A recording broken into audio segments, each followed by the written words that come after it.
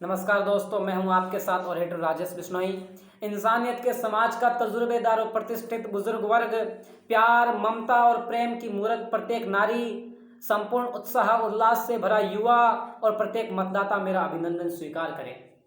जिस तरह से ताल ठोक के रणभेरी बजाई हैं, मैं उस महाभारत का कोई श्री कृष्ण पार्थ तो नहीं हूँ, लेकिन गीता उपदेश का एक अंश जरूर हूँ।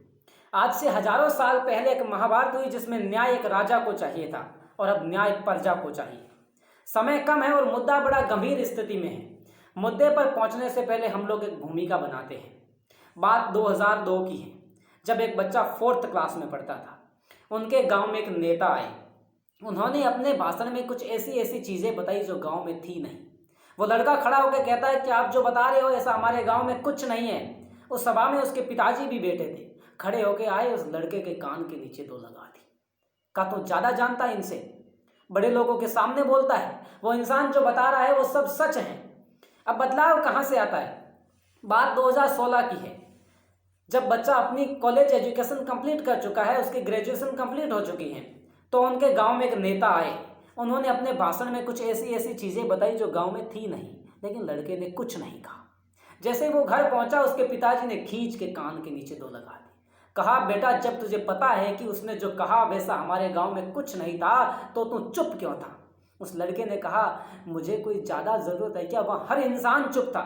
उस पिता ने कहा कि एग्जैक्ट बेटा यही, हम लोगों को हमारी ज़रूरतें महसूस नहीं हुई और आप लोग अपनी ज़रूरतें महसूस करने की कोशिश नहीं कर रहे हो। अब फिलहाल हालात क्या है?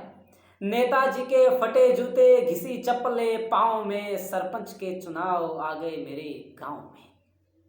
खीर, हलवा, लापसी, सांगरी सब बटेगी।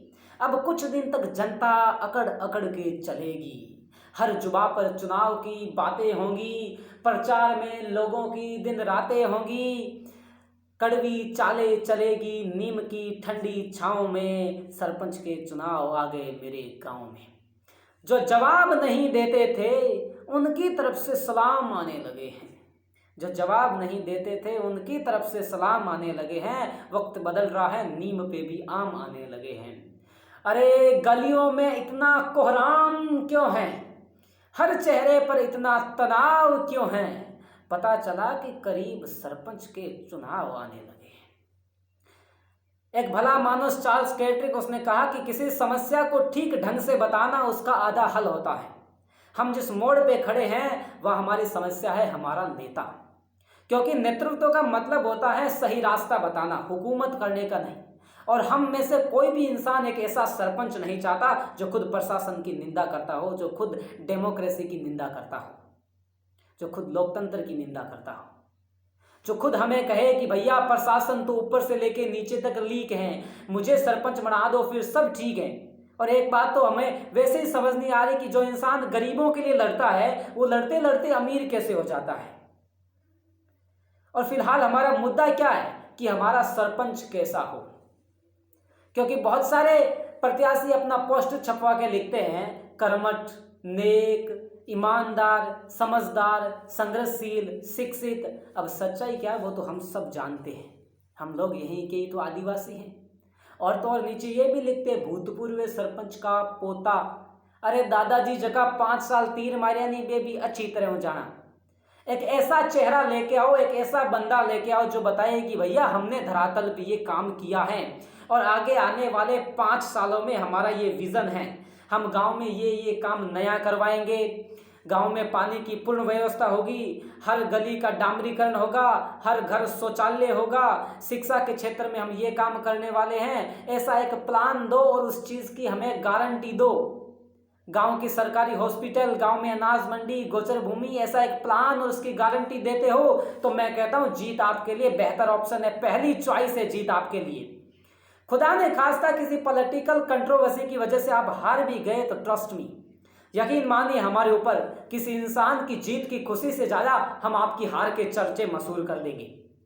बस आप प्रूफ करके दिखाइए कि हाँ ये वजह है भैया हमें वोट देने की, और कुछ इस तरह से लड़ करके और हार करके दिखाए कि सामने वालों को अपनी जीत का भी पछतावा हो। लोग अक्सर कहते हैं कि पंचायती पंचा नहीं सौ बात है। हो सकता है भगवान की भी यही मर्जी हो कि भैया आप अपने पैरों पे खड़ा होने से अच्छा है अपने मुद्दों के बल पर सामने वाले की खटिया खड़ी कर दो। और अच्छी बात यह है कि बहुत सारे बुजुर्ग प्रत्याशी चाहे किसी भी आरक्षित सीट से हो, गांव के सामने भी खड़े होकर कहीं ना कहीं गांव के साथ में खड़े हैं। हर उम्मीदवार उनसे राय ले, राड़ ना ले, लेकिन कमाल की बात यह है कि इस वक्त कुछ नए नए चेहरों का इस तरह से निकल करके आना ये बताता है कि भाई साहब अब सोच बदल चुकी है, समझ लो बहुत कुछ बदलने वाला है। लेकिन हर उम्मीदवार, हर प्रत्याशी एक चीज याद रखे, never break two things in your life. दो चीजें जिंदगी में कभी मत तोड़ना, ट्रस्ट एंड प्रॉमिस, आपका भरोसा और किसी से किया गया वादा। Because when they break, then don't make a noise, but pains a lot. जब ये चीज़ें टूटती हैं तो आवाज़ नहीं आती, लेकिन दर्द बहुत होता है। आपके जब वादे और आपका भरोसा टूटता है तो दर्द बहुत होता है जो मैं शब्दों में बयान नहीं कर सकता। और अब वो हर मतदाता जो उस क्षेत्र का विधाता होता है, आपको एक मौका मिलता है भगवान बनने का, किसी इंसान के भविष्य का निर्माण करने का, किसी इंसान की किस्मत की लकीरें बनाने का। एलिस वॉकर ने कहा कि हम लोग आमतौर पर अपने अधिकार ये सोचकर खो देते हैं कि हमारे पास कोई अधिकार था ही नहीं। मैं बताऊं आपकी वोट की ताकत कितनी होती है। The ballot is stronger than A bullet. Abraham Lincoln जिसने डेमोक्रेसी की डेफिनेशन दी, उसने कहा the ballot is stronger than A bullet. आपके हाथ पे जो मतदान की स्याही लगती है उसकी ताकत एक गोली की ताकत से ज़्यादा तगड़ी होती है। आप खुद देख लो आपके वोट की खासियत। हम वोट तो फकीर को दे के आते हैं, कम वक्त 5 सालों में शहंशाह बन जाता है। The vote is most powerful non violent tool we have. अहिंसा को प्रदर्शित करने का हमारे पास सबसे तगड़ा तरीका हमारा वोट होता है। और किसी इंसान का वोट नशे की भेंट चढ़ना। क्या आपका समय और सम्मान इतना सस्ता है आप कुछ नशे के पैकेट और 2000-2500 रुपए के लिए अपने 5 साल बेच दोगे? बड़ी कमाल की बात है। आप अपनी इज्जत और अपना ईमान अपने हाथों से नीलाम किए जा रहे हो। अरे आपका किसी सरपंच प्रत्याशी के भंडारे में 5 दिन शराब पीना, ये 5 साल खून पसीना दोनों चूस लेंगे।